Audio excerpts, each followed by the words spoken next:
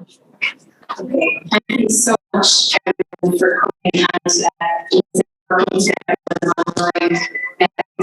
Professor Conley, who is making this the lecture live streamed through the Maynooth University Social Science Institute.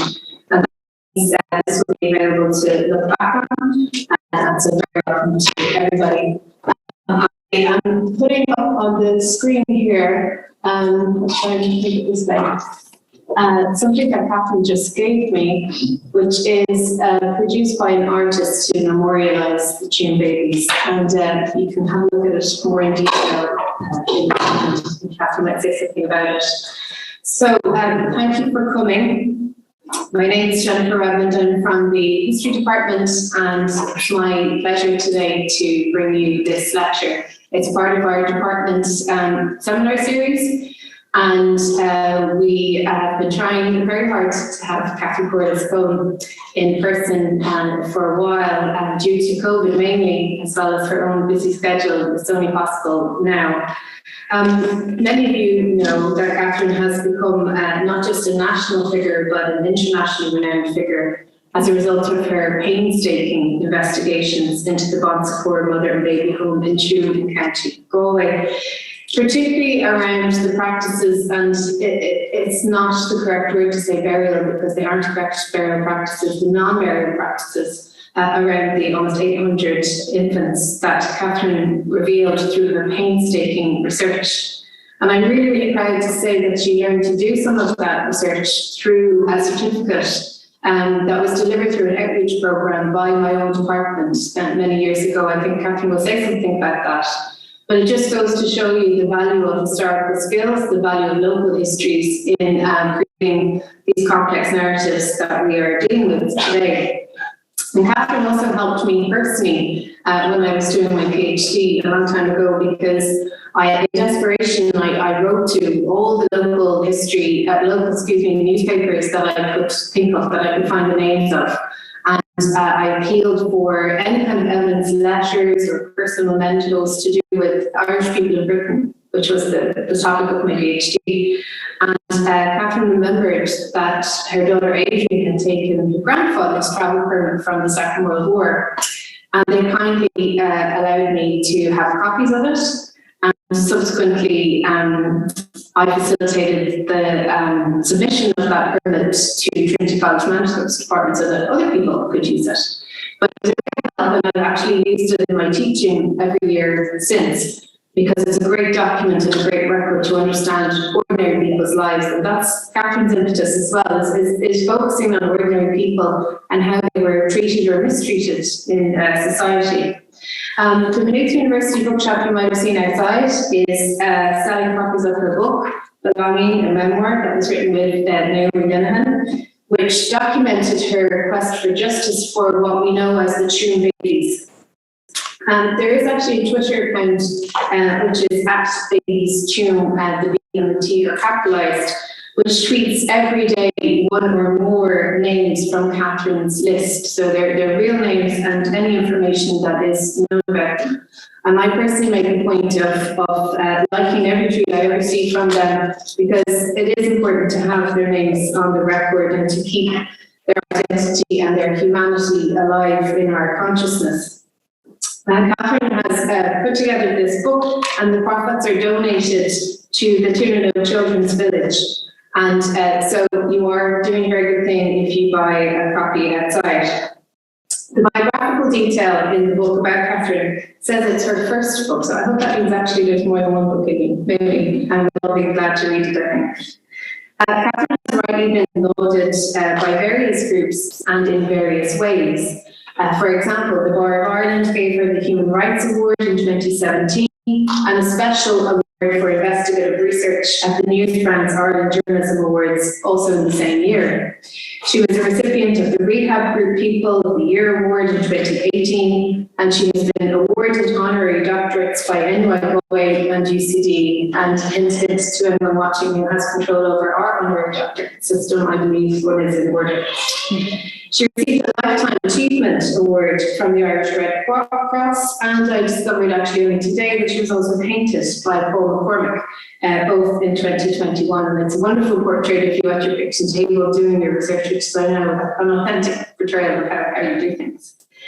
I think there probably will be many further honours to come, but the honour is all ours to hear you speak tonight. So please let us welcome Catherine here.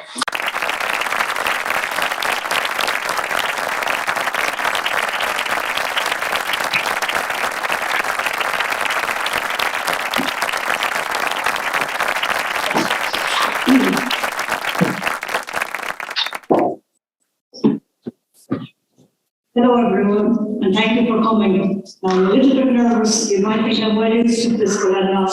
Every time is the first time for me, and you're very good to come out this evening. And I want to welcome those who are online and watching in. Thank you all for your support. It means a lot. Unfortunately, this story is not finished yet. I started out 10 years ago, and I know Jennifer has really filled you in on why I've done this and what it's about. So I don't really know where to start, but I suppose it's just I want to explain that presently the burials bill has been brought into law, and that means that it gives the go-ahead for Tuam to be excavated, exhumed. There's going to be forensic analysis on DNA, and there's also DNA for relatives who are hoping to claim their little brother or sister who has been down in that sewage facility for so long. Now, when I started out with a simple essay because I've always been interested in local history and in family history. And I just decided to do an essay for the local historical journal on the Bonsecourt sisters. And because it was the Bonsecourts who were in the home from 1925 to 1961 when they closed their doors.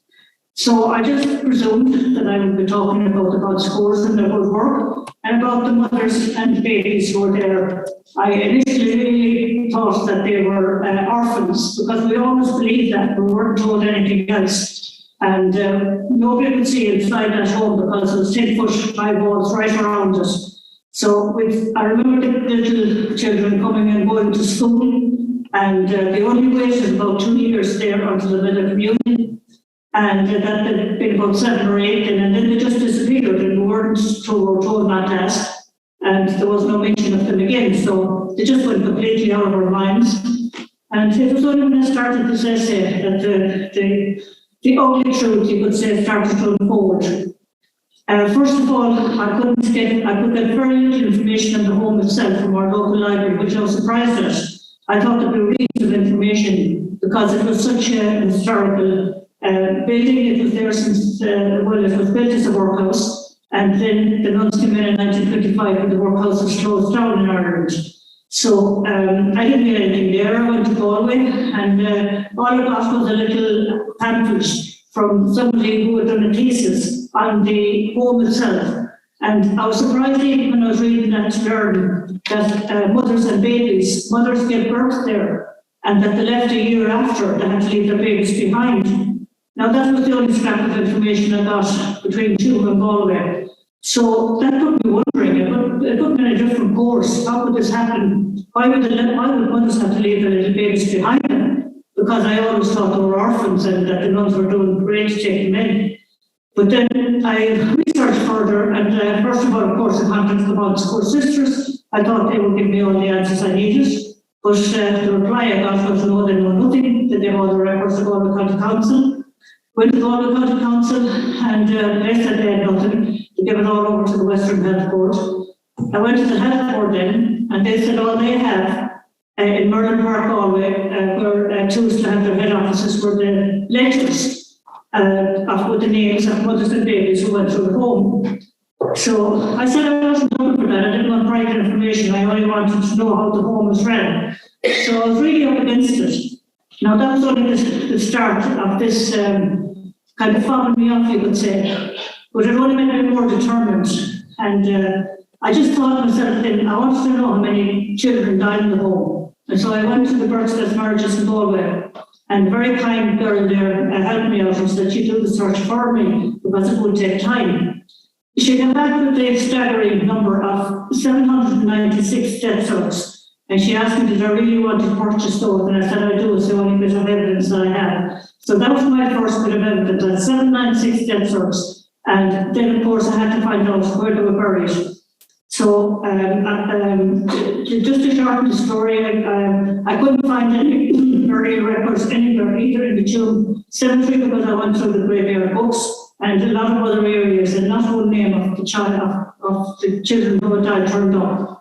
So I got very suspicious then. Nobody wanted to tell me anything. And of course, when anyone who was doing research like that, I mean, you want to find more, and there's something, you will feel it in your bones if there's something amiss, if people aren't giving you information. So I think that's what gave me the courage to keep going and plodding on for, I must be at least 10 years now. So finally, there was a lot of opposition to me, unfortunately, from the town itself, mainly business people who had it suited them for the home to be there because they got a lot of business out of the Tuam businesses. The business people got a lot from the home as regarding supplying goods and supplying flour and sugar and that kind of thing. Now, the home itself was more or less self-sufficient because they had a very big garden there, and they had a gardener. One of the women who stayed on there all her life, she was chief gardener, and she worked there all her life. They kept on about 10 other girls that started off as children, and they just waited on. They was kind of servants in the home. None of them got paid, but they worked hard. The mothers were put to work as well. The nuns insisted that they wait a year there to pay for their confinement, and they worked very hard, and then they had to go at the end of the year and leave the little baby there. Now, a lot of the little babies were very distressed. You can imagine a breastfeeding your baby and then the mother is gone and no reason. It was a cruel regime, and the more I learned about how the nuns really treated those children and mothers, it was heartbreaking. But I just felt myself, the least I can do is just to keep unraveling what went on there in that home. So finally then, the thing was, where were these 796 babies buried? They weren't buried in the places I searched for them. So then just by a coincidence, I suppose, or just somebody just said that two young boys found bones there in a corner of the Dublin Road housing estate where the home once stood. This was after it was had been knocked down, and they were building a housing estate. Now, Galway County Council owned that site. So I went to them again and I asked them about burials, because the two little boys had found bones in the corner of that estate. When they came across a pit, and they broke the slab, and they saw a lot of little skulls and bones underneath. So the County Council said there were famine bones, don't worry about that. The famine people are buried everywhere, because this was a workhouse and built there since 1840. But I still wasn't satisfied, so I went and studied all maps, and I found that where the boys found the bones, that it was actually a sewage facility. So I found out then that that facility became defunct in 1937. It wasn't used anymore. So the horrific thought came to me, is it possible that they would have put those babies down in that sewage facility, down in the tank? Would they have buried them that way? Because there was no medical records for the babies and no burial records, absolutely nothing. So that horrific thought came to me, did they actually put them down there? Who are these bones? They couldn't be the workhouse bones. I knew that because it was a working sewage at the time of the workhouse. So again, many people ask me, how did I keep going? Why did I keep at it? It was because I was finding out these horrific details as time went on. And I just got more determined. And the more obstacles that were put in my way, the more determined I got. This was a tragedy. It was obscene what happened in Tuam. And the fact that people in Tuam themselves didn't want to know about it, Galway County Council didn't want to know about it, they actually put obstacles in my way. I met them a few times. Finally, with the help of a great man in the channel, Trevor O'Cloughley, he got onto the council and he insisted that he meet with me. So we went to that meeting with the Galway County Council finally, I think it was in 2015, and with my husband Aidan, and a few of the group that I was with at the time. And we sat down at the table and I told them I was telling you everything I had found. And I said, can you not give me more records? There has to be records of those burials. And they said, well, we can't really because you're not an academic. So that didn't stop me. That didn't bother me, but it was a mean thing to say to someone who was doing their best to do something for this obscene, this tragedy. So, however, finally, then the nuns wouldn't communicate with us at all. They got a PR, Terry Crone, to speak with media, and they wouldn't meet with me. They denied everything. And I went to our Archbishop at the time, the Michael Leary, and I thought they would really help because it was said at the time that a priest came up when they found the bones, when the young boys found the bones back in 1975, and as a priest came up and said a few prayers over them because it would put down that time that these were family bones. But however, I asked Archbishop Michael Leary would he meet with me. So he said he would finally, and I went in with an eyewitness actually of what she saw in 1975 when the bones were found.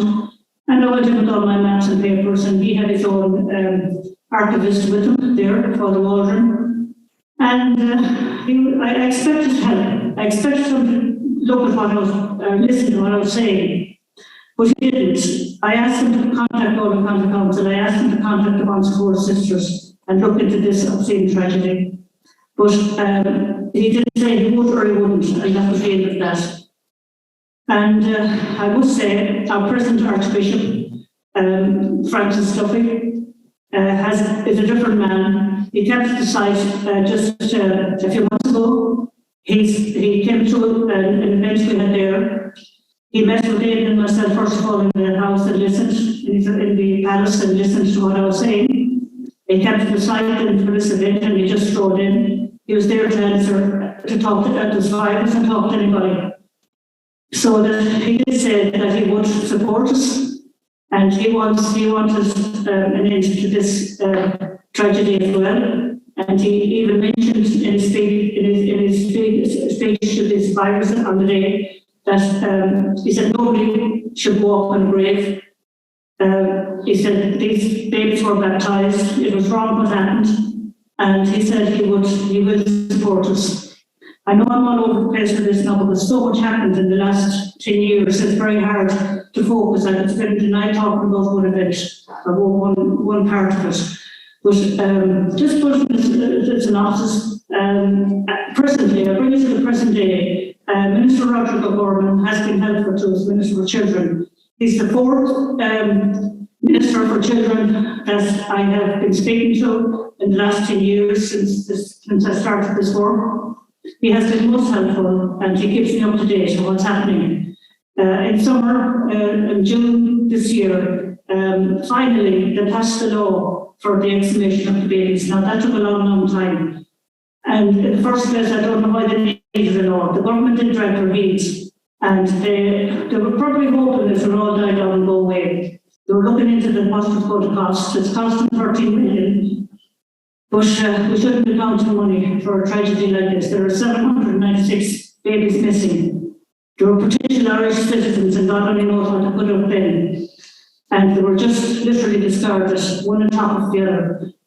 When the government had a ground penetration survey done, and they went in there with the archaeologists in 2016, and they did sample test dates, and they came across the chambers. They said there was at least 23 chambers attached to the sewage tank, and that's where a lot of the babies were.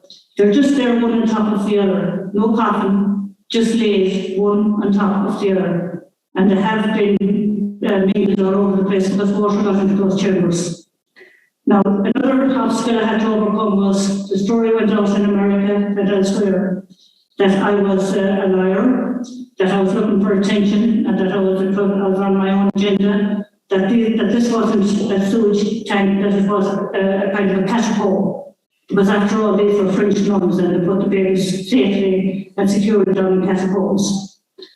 But the archaeologists said that the pit that the babies are in, that the chambers, they're too small for anyone to get down, so first of all you have to dig your way down. And when the chambers are open, when they break the lid, they're chambers of a sewage tank. But no, it's been proven now. And they had to lay them one down on top of the other because they were too small to get into. They're just like the lid of any household sewage tank. So finally then, there was an apology last year from the Taoiseach, from the President Higgins, from the nuns themselves. I was surprised at that. They took on the onus of what they had done, or what their predecessors had done. And they did give an apology for the way they treated. They said it wasn't they didn't follow their Christian duty. They said that they didn't bury the babies in a Christian manner, and that they deserved a Christian burial because it was against Catholic ethos even, because they were all baptised, these babies, and they were from infants right up to 3 or 4 years. And you can just imagine your own grandchildren or children that age, that they will be just dismissed like that. And as well, just because they're illegitimate.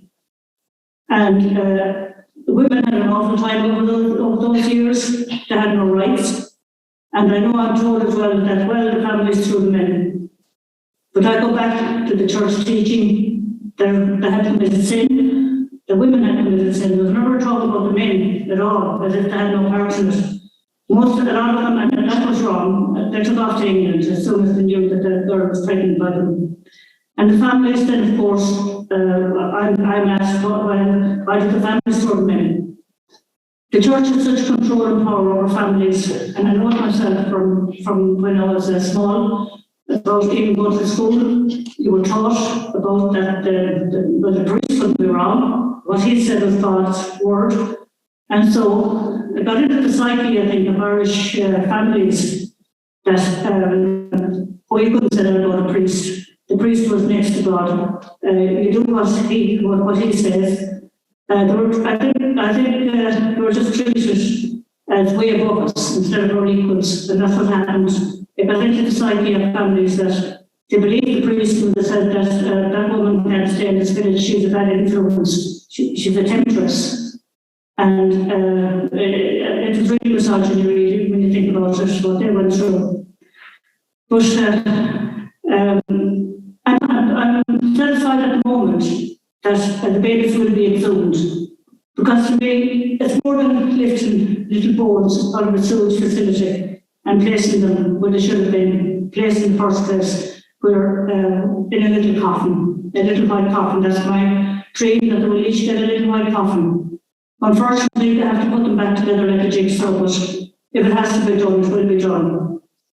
At the moment, the government is arranging a director to facilitate and oversee the whole plan, to put it in place. You will get a team of archaeologists. I'm hoping they'll get the same ones because they know what they're doing and they know the area. And they are setting up an office in government to deal specifically with Tuam. But as well as that, in that law that they passed, there is a facility for the other mother baby homes, Bessborough, Shamrock Abbey, Castlepollard, and many, many more. Because we know there are actually 9,000 babies who died in Ireland over this period through mother baby homes. There are still 900 missing babies down in Bessborough. No account of it. The nuns can't remember where to bury them. I don't know why the religious are getting away with allowing them to say this. Because, I mean, Bessborough didn't close until, I think it was the late 1980s or even later.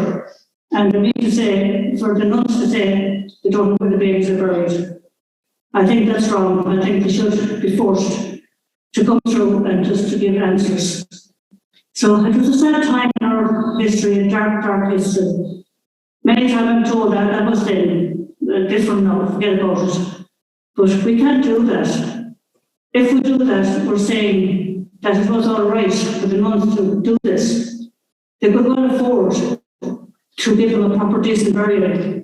I've come across that as well, where I'm told there should have went the poor nuns hadn't a penny. Maybe in some places, but in June, the Bonsford sisters were employed by the state. There was a fee for every mother and child that went into that institution. They were paid by the state to look after them. And they had maintenance grants from Galway County Council. And I mean, they didn't employ anybody in Tuam because the women did all the work while they were there. And the children got very, very little. They weren't allowed toys. They weren't allowed company. They just wandered around in different rooms. I talked to a lot of the survivors, and the little bits of memories they have is that they just wandered around the room all day. And there were all the survivors who came out of that home and went to foster families. A lot of them fared out badly, some of them fared out well. But it's always remembered that when they went out of that home, they were skin and bone. They had no right vocabulary. They were terrified of everything. And a lot of them, it took them ages to settle into their foster homes. They were terrified of dogs and animals because they'd never seen anything about those high walls. There was no need for that. The bond support that went in at the time, as regards shown. I don't know what happened, and I don't know what was wrong with those nuns who were praying day and night, and yet, what they did to these mothers and children, and the effects that it left in them. It's not alone. I talk to survivors all the time. The effect isn't just on them, it's on their families. It has been passed down to the next generation because they're broken people. And naturally enough, that wears off on the family. So, when we're here today, I brought it this far. I can only hope that it might bring peace to the families who have suffered. And well, we know as well the adoption law has been passed as well in the summertime, which will allow survivors to get all the information that they need. Before that, they would go into a social worker, they would sit at the table, and the social worker would apologise and say, I'm sorry, I have to redact your reports about your getting. I can't tell you the name of your mother. I can't give you any information. I can't give you medical records. I can only give you the day you were born, the time you were born, and just your weight with such information. And they've got about 10 pages, and they're all black. And that's, I mean, they're only going to say, who am I? What's my identity?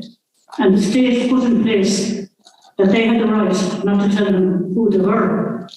You can just imagine that. It's not, it's like a third world country. They wouldn't even do it there, but that was Ireland, that was our state. That's what, hand in hand with the church, what they decided. They decided these women were to be punished for a lifetime. And it's hard to comprehend it. So, I mean, all this has gone on in my head for the last 10 years, and all I can do is be a voice for the children and the mothers, and I try to do that. And I hopefully, this will, now that the adoption law is passed, they will get their full files. They will get their medical records. They will get everything belongs to them for the time that they were in the home, when they were sick, and all that kind of stuff. They've been nothing neglected.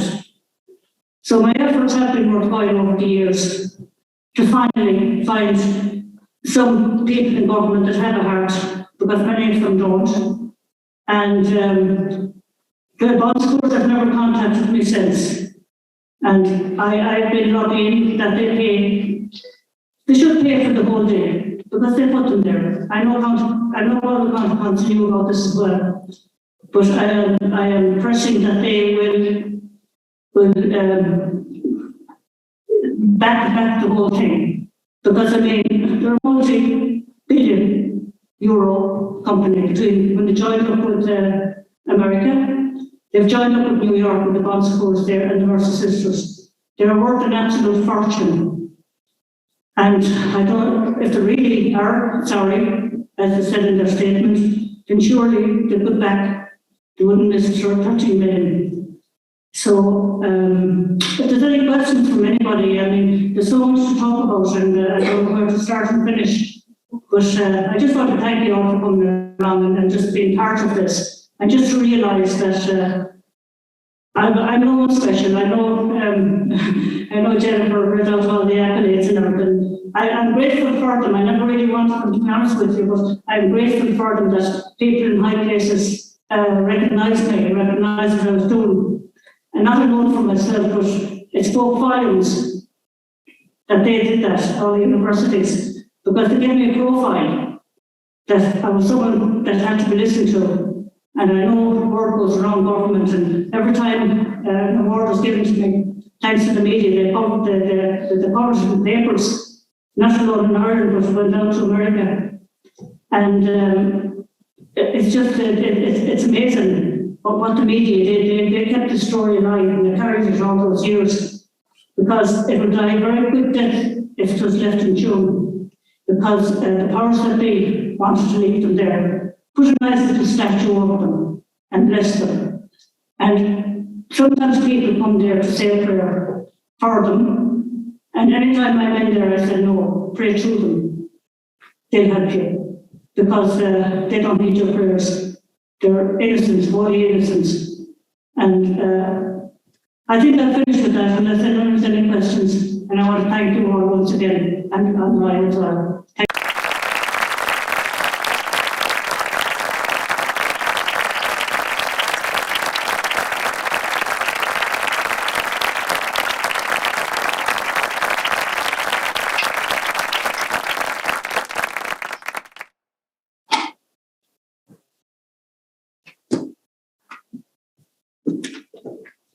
So much and helping to feel the question. I'm emotional myself actually listening to you. Does anyone want to start the questions? Yes. I just want to say, as an adult person, I used to all my life do ethics special needs. So just thanks for your ethics, because without those, I would not have got that. So it is very much appreciated. Great, thank you very much. That's fantastic. Yeah. I just want to mention about all the people who have come to the Tuam site since this story broke, and they come in and there's tears in their eyes, and they ask them where are they, and I know exactly where the chambers are. But people around Ireland, they didn't know what to do for me. I've got hundreds, literally, of thank you cards, and I've had people, well, they tell me I've helped them in ways I never imagined, as regards finding family and as regards just bringing the story to light.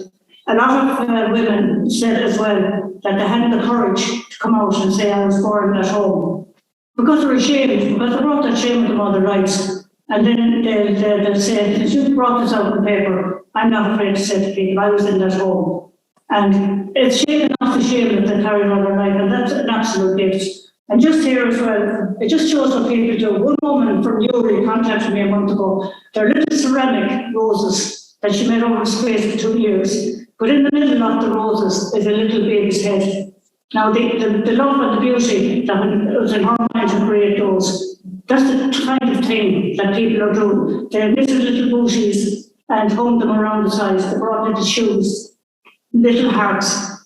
And the site is full of little teddy bears and bits and pieces like that. When people come, they want to give something back to the babies, what they were denied. So they're bringing them toys and soft toys. And it's unreal, the love that's out there for those babies. So it's fitting that they will get a permanent resting place. What was denied them back then. So it's just to give an example of what people are trying to do for these babies. Anyone else want to come in with the question? Yes, please. Yeah. This might be a bit of a difficult question, but if this is what one home did, are the other homes being investigated for what they might have done? The Commission of Inquiry was set up, you see, to investigate all those mother baby homes.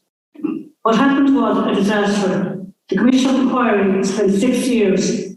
When they used my research, I gave everything I had to them, evidence, and it was a waste of money, 23 million I think they were given, because in the final report, what came out nearly broke all our hearts, and I think I cried on that day. But when that came out last January 21, and they said that there was no evidence of cruelty, there was no evidence of that women were incarcerated as such, that they were put in by families.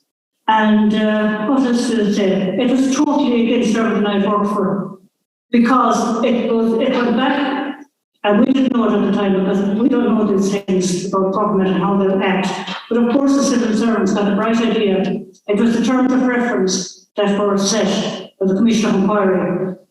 It stated that they needed hard evidence.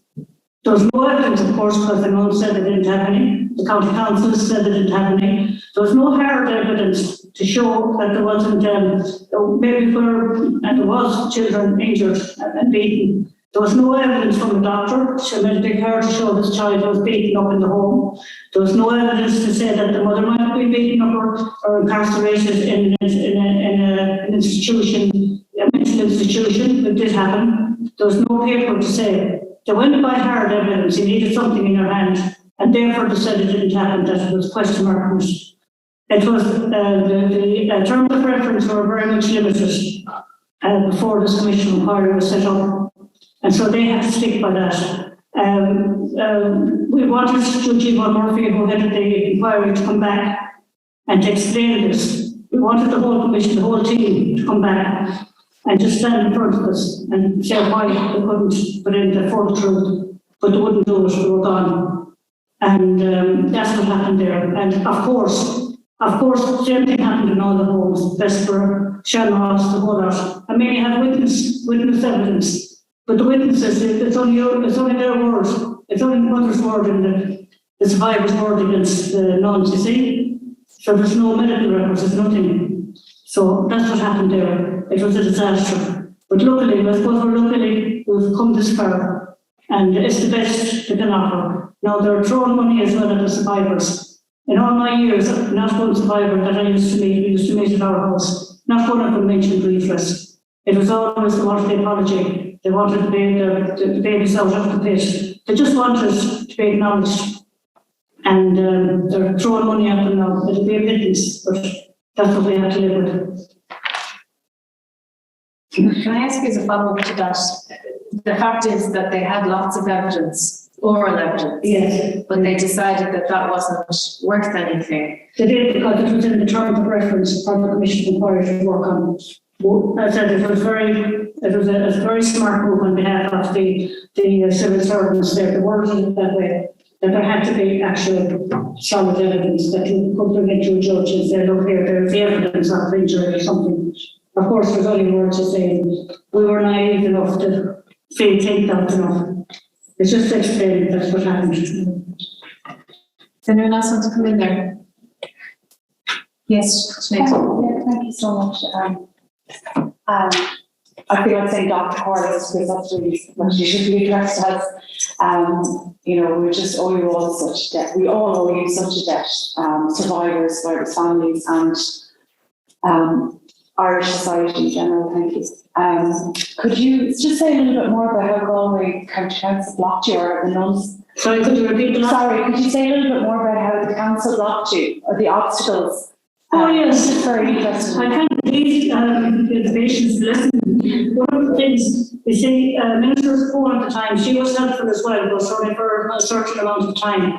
When the bones were found, when it was discovered in 2017 that these were the home babies, the remains from the brought samples out of the ground to see the archaeologists, they got them carbon dated and approved that they were there, they were the home babies, in other words. And I thought this was fantastic, this was great, it was a huge media outcry. And Minister Poe mentioned that they were horrified in the government, they were sickened, they were heartbroken, and all these lovely words. And I thought then, this is it, they'll be back in, they'll get the babies out there as quick as possible, back in 2017. But instead of that, what Minister Poe did, she decided to bring in experts from Europe, kind of a truth commission. And I was wondering what they want that for, they have the evidence there. But it was just lagging and just stretching it out. And Dr. Jeffrey Shannon came in, and along with others, and they sat down for about 2 months and they decided what they do. What they came up with, they handed it back to Galway County Council, who decided to have a voting system. What will we do with these babies? They handed out papers around the Dublin Road housing estate for the people, the built on their grounds, you see. the Dublin House and State, and the grounds of the home, except for this back place where the babies are. And they went, there was actually 5 boxes, 1, 2, 3, 4, 5. Tick the box, a devotion system. Will we leave the babies there? Will we just have a memorial for them? Will we excavate and see if there are any more? Will we exhume? And I couldn't believe what they did. This was after finding them. And I remember our local radio, I remember Councillor Anne Radish was on, and I heard her talking, and she was all for memorialisation, kind of pushing it. But I got on the radio and I asked, can I join in there? It was going with BFM, and I got on anyway, and I thought, what do you mean, Anne? And we had a huge argument. I was really furious. And I think in the end, she kind of relented, and she said, I didn't say that. I didn't say that they should be left, that they should be left there, which she did. I know she did. But that's one of the things I was up against, that horrible thing. Imagine the new babies were there. They knew there was 23 chambers. They knew that there was, they didn't know exactly, but there was an awful lot said. And then to go and sit down and bring the troop in, what should we do here? I mean, out in other countries, they're in so many graves, war-torn countries. They're getting them up and giving them a decent burial straight away. No law, no nothing. And my daughter Adrian is an archaeologist. She said at the time, Catherine Tuam came to Tuam about this, we have to bring in a law. There's no law to say we're getting soon. And Adrian said that, well, I've been out on the sites and we've come across skeletons. And I know they're historical skeletons. She said, there's no law, just take them up and rebury them and continue on with their archaeology and dig. And that is it was less of that, she didn't say any more. But it's quite obvious down the years, the government are pushing this out, pushing it further out so they won't have to deal with it. And that's what I was up against. And the obstacles then, well, as I said from the bonds course, we couldn't get near them. Terry Prone, the Harrods are a very expensive company to deal with the media. And it's the church thing as well. There's another little episode to show you how naive I was back then and how I trusted authorities and the church. And back in 2017, when it was announced they were there on that site, Father Monaghan came up, he was the Archbishop's secretary, and I showed him around and walked him around and showed him where everything was. He came up because RTE News were at the site. Now, I would say RTE have been very good to us as well. They kept us alive all those years, and especially put it on evening news. And he came up, and I expected him to say, oh, this is terrible, we'll take it on, we'll do something about this. And when RTE, when he was asked, what do you make of this? And he just took a deep breath and he said,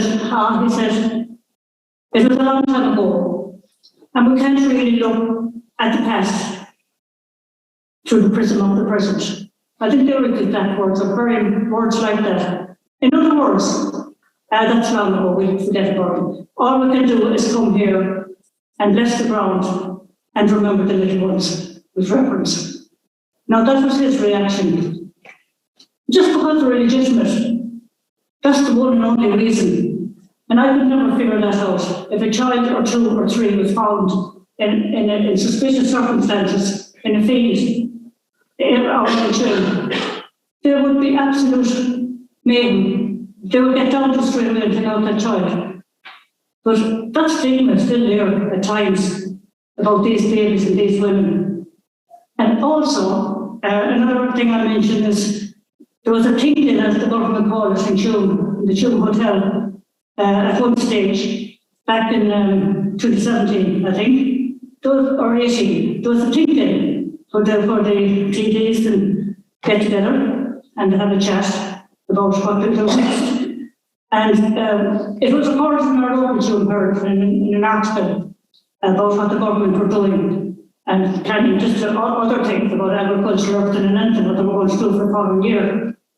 And whoever wrote the article, down at the very end of that, someone had said that Tuam is a great little town, very, prosperous. They've given all the old buildings, everything was there, Champion Gerald, all this. And down the very last line, it was, Tuam is a great little town, and it's a pity about the home babies.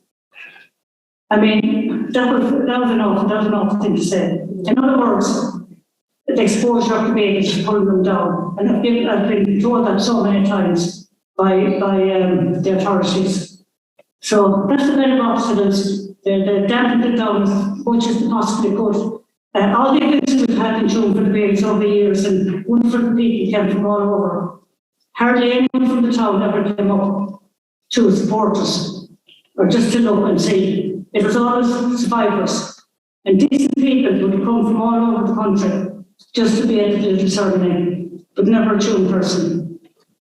There's no just entirely, but it doesn't matter anyway to this day. They're going to be exhumed. And it's a lesson, historical lesson, just to say that we're undoing the tragedy that happened. And we're finally given peace to families who went through Tuam and other places. And I believe that other places will follow Tuam once it's done. But they want to be ready to spend a long time with it and keep with it. And that's where we stand today. So hopefully, maybe in 2 years' time, we'll just come in. Here's the glass to say it's done. Yeah. Yes, Just following on from that question, I'm just wondering where you got the mental strength and determination to follow through when you were getting no support. I mean, it sounds like a very lonely place. Well, a good family, marvellous family, marvellous husband, Dr. Bowie. No matter what I said next month, I have to do this, I have to do this. In the beginning, he was nervous now, I must say that. Because I mean, I had no evidence, hard evidence, until 2017. That these babies were in that time. It's just I had the evidence of 796 death certs. No record anywhere, no one could find a child was born in any of the graveyards anywhere. And within a reasonable distance. And he was worried because I was taken on church and state and religious responsibilities. But you see, to me, it couldn't be anything else. They had to be there.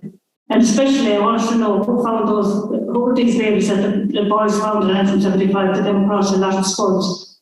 I knew that there weren't anyone else. The simple high walls around the home, it had to have happened within the home. And this daft suggestions came in, maybe people from over the wall brought them in and threw them in there. Ludicrous ideas, anything but the truth.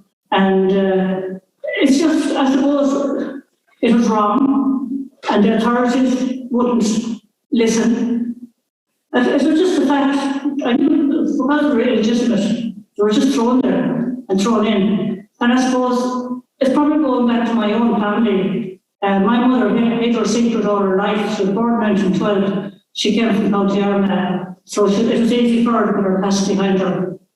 And she never went back up there again. And so when she died, I got the courage. I mean, it took me a while because I felt I was crying on her, but I always knew she had some kind of a background that she didn't want to talk about. So I got a birth certificate, there was no father's name in it. And I suppose that was part of my urge and my need just to do something, to be a voice for babies. Because I knew she carried weight all her life, she carried a secret, and she kept it well. But I just knew that she was suffering inside. So could be partly that, gave me strength. And the fact that there's so many babies there just because they were poor, illegitimate, they had no one else to be a voice for them. If I didn't say it, if I didn't be a voice, then no one would. It was peculiar, but maybe I'm not a churchgoer. I don't believe in religion, but I believe very much in a superior being. And I've no doubt that I was being guided, because every time, I wouldn't have been trying to give up the odd time, but then something would happen, or some new bit of information would come in and just spur me on again. So I can only say that it's something I don't understand, but it's something from nature, something maybe from the babies. maybe it's just some limit or loss that's left there. And I mean, we can't really make any sense of all this stuff we don't know about that's beyond religion. Definitely some power there guiding me, that's all I can say, and asking me to hold on. That's all I can say. Thank you very much. Before you started your investigation, you said it had closed in 1961. In all those years, had they been maintained, and who did that? And surely there was records of those tanks, or were they just sealed and hidden away? When it was left in 1961, it was actually they left in September 1961, and it was closed down. They just went and closed the big gates and went. The whole area there was closed down for 10 years. It went wild. And that's why the young lads were in there playing, because it was like a jungle for the kids in the neighbourhood around the old houses, or the houses that were built in the 1930s, that was full of kids, families. And all they had to do was jump over their back wall, and you were in the side. The building itself was there as well. And it was just a wilderness and a playground for kids. But there was never mentioned anything. It was just closed up, that was grand. Just left there, nothing done for 10 years, until the council decided to go in and build a housing estate. They should never have done that, because it had the history of the workhouse as well. It was the same building and the same 7 acres. So they decided to knock down the tin walls, the high walls. They decided to clear the area, but they never went near that corner or a good area around it. They put in a massive big playground, which was 3 times the size it should be. And looking up, I did find records finally when I was allowed into the county council. And I asked for copies of what I was looking at. Now, it was high security when I went in to the county council offices, because I went into a small room and the girl locked both doors, but the two was in sitting at a table, and she brought in boxes of records. Now, she didn't realise the value of the records that was there, and I couldn't believe it. She copied them for me, because in that box was memos from Galway County Council to each other, and the children councillors, who were meeting and making plans for the home, for the housing estate. And lo and behold, I came across one record or memo that stated, be careful putting in the big playground. It was in handwriting. Be careful putting in the big playground on top of children's burial ground. And that was on a memo. And that was like gold to me. And she allowed me to copy it. So, and a map as well. I found a map of the housing estate with the big built. And across that map was children's burial ground as well. And they couldn't deny what that was there in black and white. So I was lucky to get those, and I left that county council building mighty fast. But my papers under my arm. So, yeah, it was a mistake. Then again, things happened like that. They knew all about it. Of course we knew about it. I know they did, because you see, when the home was up and running as well in the 1940s and 50s, local TDs for Tuam, they were coming in and out checking the books every 3 months. And that's recorded. And they were getting 5 big dinners when they called. And of course, I mean, they were checking the ledgers. So it was all going shoot. It didn't matter. We were only illegitimate kids. That's what happened. Catherine, I want to thank you for raising the issue of money, because I think the orders have been very good at giving the impression that either they don't have it or they couldn't possibly have access to it. But I've been doing some work with a student on Sean Ross, and they had multiple ways in which they were getting money, and I'm sure it's the same in Tuam. Of course, as you mentioned, the rates from the council or some kind of weekly rate, the women themselves paying adoption fees. That's right. And some of the homes had commercial aspects to them if they weren't farms or laundries, etc. That's right. So it's a complete fallacy to ever think that yeah, totally. Even up to this day, I got an email from New York. They were talking about the ones for sisters. There's an article that was written just a week ago about the wealth of the Baltimore sisters and brought in Ireland as well since they merged with the MUSSI. And it showed. You see, they're a charitable company. They're registered as a charitable company. And what they're doing, they're getting in billions, I must say, and it's in black and white. But what they're doing is they're not showing any profit. The profit is put forward to build more. That's how they're covering it. They're done as I can't think of the word. You know, they're not getting. They don't show their profit. They're showing it as assets, I think. They're showing it as assets. So that's how they're hiding their profits. But it's $1 billion business. It's a business at the moment. It's a whole big article. It was in the New York Times. That's what it was in. And those two women did a bit of research on them. And when the Baltimores were contacted, there was no comment. And they didn't agree with that. So it's wrong. It's just so wrong. Yes. Catherine, do you know anything about the circumstances of the death of children and Well, it's on the death records, absolutely. But you see, the person who put down, there was no medical record. And on the death cert, you have the death is recorded by a rabbit on each and every death cert for every child. She was a woman who stayed on in the home. She was the known secretary, and she was she was a spy for the nuns. But her name is down on every single death record. Now, it is up to them what they want to put in it. You will see a list of maybe 10 measles. You will see, the common illnesses of children. I mean, these were a nursing congregation. We mustn't forget that. But they got no medicine, they got no help.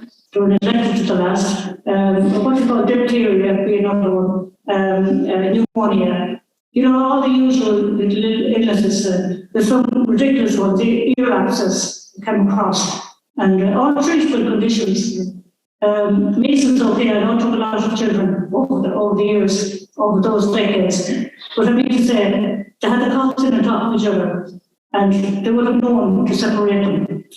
Any child that was sick, there's no medical record or no record of a doctor calling, even though they had a resident supposedly, but he wasn't a resident doctor. He was an old, very old doctor, Dr. Costello, and he might pop in every now and then, but there's no record of him being there, coming and going to look after children. Some of the babies and children were sent out to Galway Hospital, I suppose, if they were dying. And at least they got a better burial, that's all I can say. They got a children's plot in Baltimore. We had the council offices. There was a little graveyard there for children who died, and it includes 2 babies. So that's what we're looking at. Anyone else have any questions or comments about it? Yes, just here.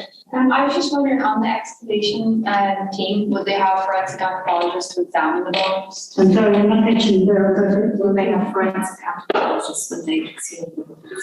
Yes, they will. It's down the list of when the law was put in June, when they passed that law, very law. There's must be about a 50-page what they're going to do. And that is that first of all, they're getting an independent director to oversee it, which I'm delighted with, an independent one, not from the government. And they will have a forensic analysis. But to be honest with you, they're promising a lot.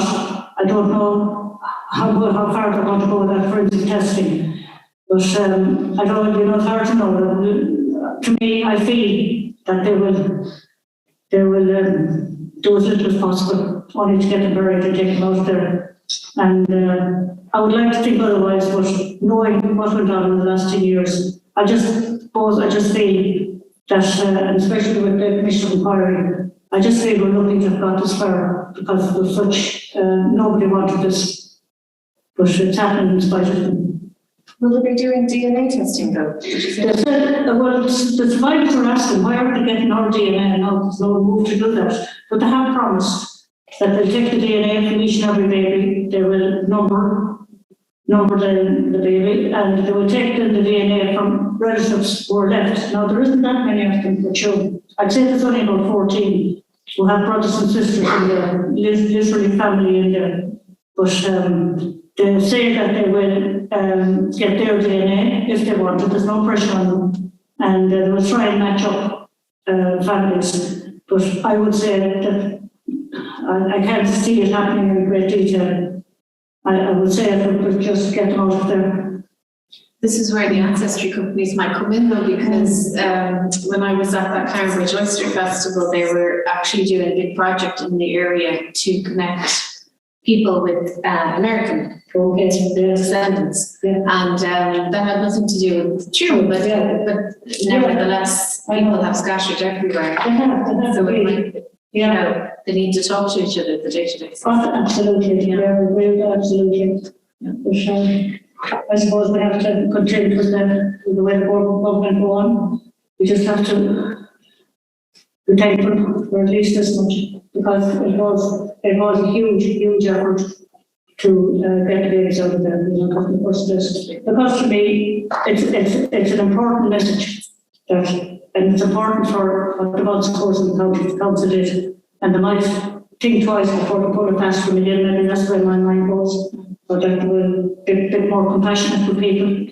But it's a strong message, and I mean, we have Canada as well. We know what went on in Canada, and it's very similar to what went on here. Scotland was as bad. It was, I don't know, it just seemed to be a free hand for evil in those decades in our past history, across the world as well. So hopefully things might, just might change people's attitude. That's a more positive note to maybe end on. I will remind you that the books are for sale outside, and Catherine has kindly agreed to stay on and sign them if you have your own copy already or you want to go and get it. But can we please thank you again? I really